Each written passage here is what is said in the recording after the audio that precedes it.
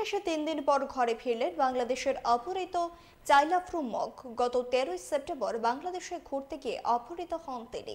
অভিযোগ, অপহরণকারীরা তার স্ত্রীকে ফোন করে মুক্তিপণ দাবি করে। শুক্রবার দীর্ঘ প্রচেষ্টার পর বিলোনিয়া মুহুরীঘাট দিয়ে রাজ্যে আসেন চাইলাফরু মগ।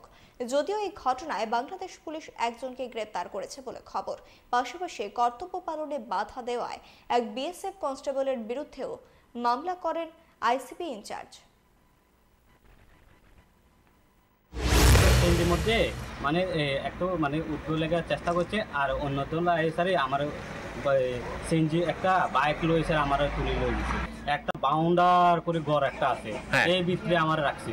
শুধু ঘুমাইতে দেয় না, কোনো ওই বাড়ি ফোন লাগা 9টা-10টার দিকে মনে হয় এইতান ফোন লাগা অপহরণকারীরা। হ্যাঁ, টিয়াতে তো টিয়া খুঁজো, বাড়ি তো টিয়া খুঁজো, নাহলে ছাড়তাম না।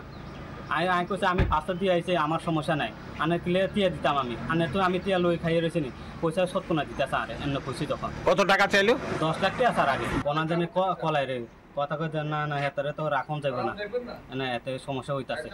আচ্ছা, ওনার মানে অপহরণকারীর কাছে কল আসছে? হ্যাঁ, চেকপোস্টে লই গেলে আমার তো কইছে আমি বেরিয়ে কইছে আমি আইতাছি, আমি আমার বাইকে করে লই সারে দিয়ে আইব। আচ্ছা, আমি কই দিছি। তারপর এইদিকে আই পরে ওই সামনে লামে দিছে একবারে,